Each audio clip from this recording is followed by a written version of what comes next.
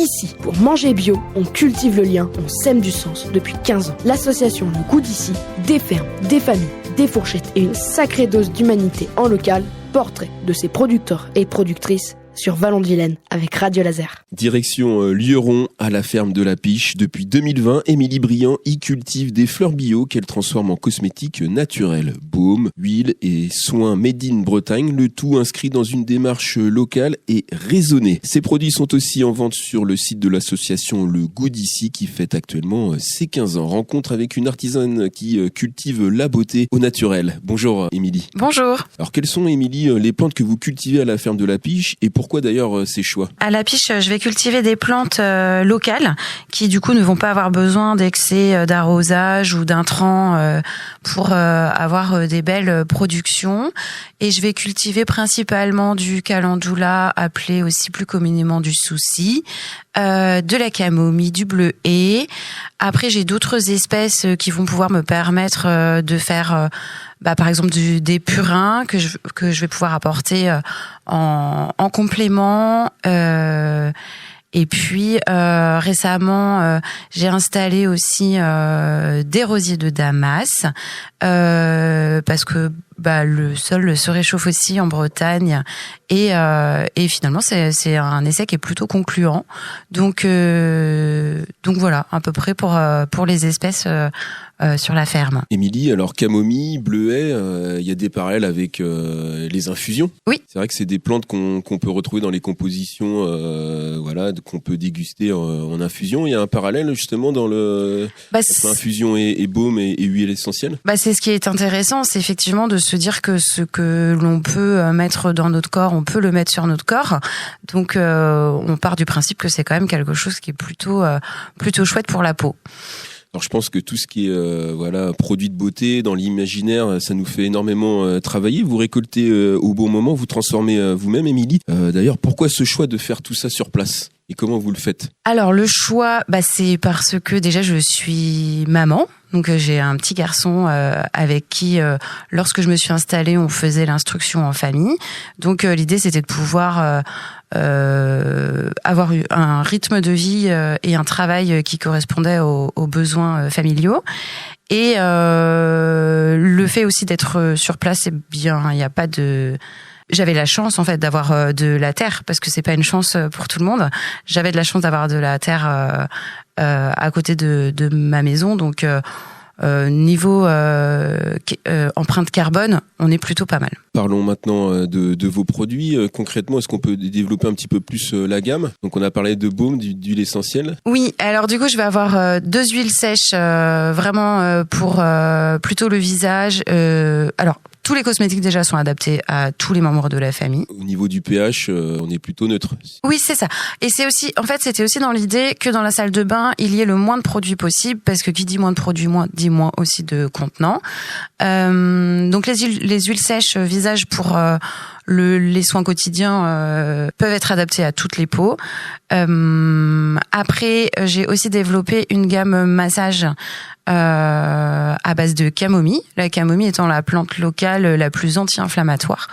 Donc qui est présentée en baume et en huile de massage.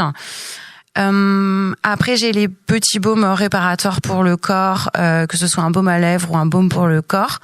Et l'année dernière, on a réfléchi avec ma sage-femme à une huile pour les femmes en usage principal pour les muqueuses intimes.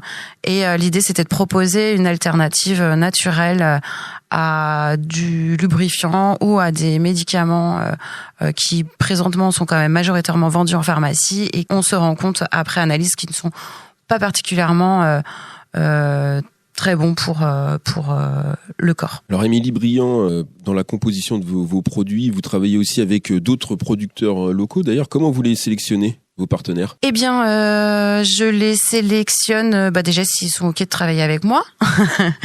Après, je les ai rencontrés quand même.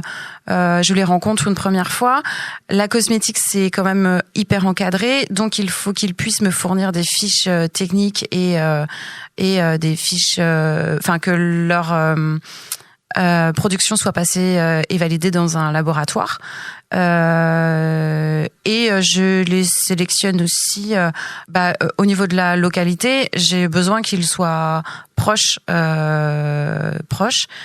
et que leurs valeurs soient communes aux miennes. Donc vous avez votre propre cahier des charges.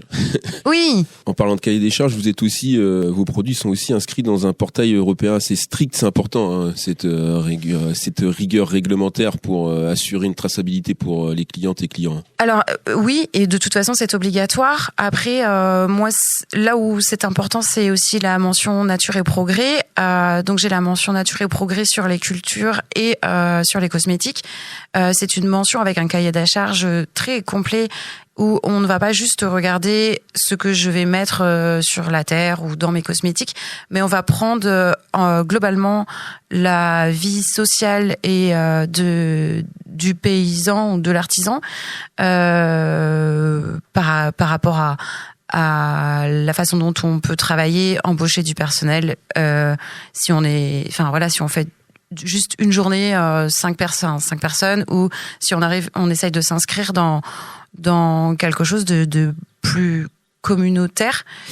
Et sur la récupération de nos bocaux, des déchets. C'est beaucoup plus global et complet que juste des obligations d'intrants ou de choix d'ingrédients. Alors tout à l'heure, Émilie Briand, vous avez évoqué quand vous avez développé votre panel de produits à l'antenne, le fait qu'il fallait réduire un petit peu le nombre de produits dans notre salle de bain. Eh bien, vous avez mis en place un système de consigne pour vos flacons. Je pensais que c'était important de le souligner. Qu'est-ce qui vous a poussé à aller jusqu'au bout de cette logique, et est-ce que c'est facile dans la gestion avec les consommatrices ou les consommatrices et les consommateurs et consommateurs? Du coup, ça fait 2 questions et je me souviens plus de la première.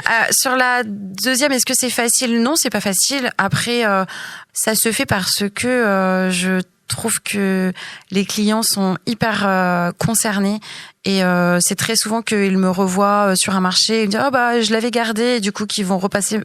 À la ferme, j'ai une boîte aux lettres avec un retrait et dépôt, et du coup les 2 commandes, et du coup les gens vont passer me déposer les bocaux, j'en récupère pas mal. Et pourquoi ce choix? Un choix environnemental évidemment pour commencer, mais aussi un choix financier, parce que un pot en verre c'est 1,52 €. Par exemple, pour le baume au calendula, on peut imaginer que si j'en récupère 30 ou 50 ou 100, c'est toujours une somme qui n'est pas dépensée, en fait, aussi. Donc, c'est aussi un choix un peu économique. Vous avez une très bonne mémoire puisque vous avez retenu les 2 questions.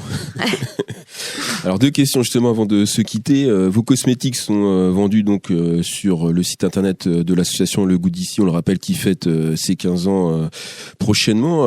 Qu'est-ce que ça représente pour vous d'en faire partie dans cette association? La force d'un collectif, c'est pas toujours évident.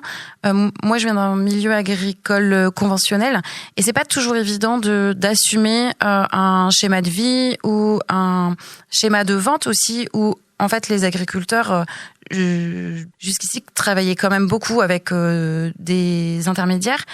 Et de rencontrer des personnes qui ont plus d'expérience que moi en plus.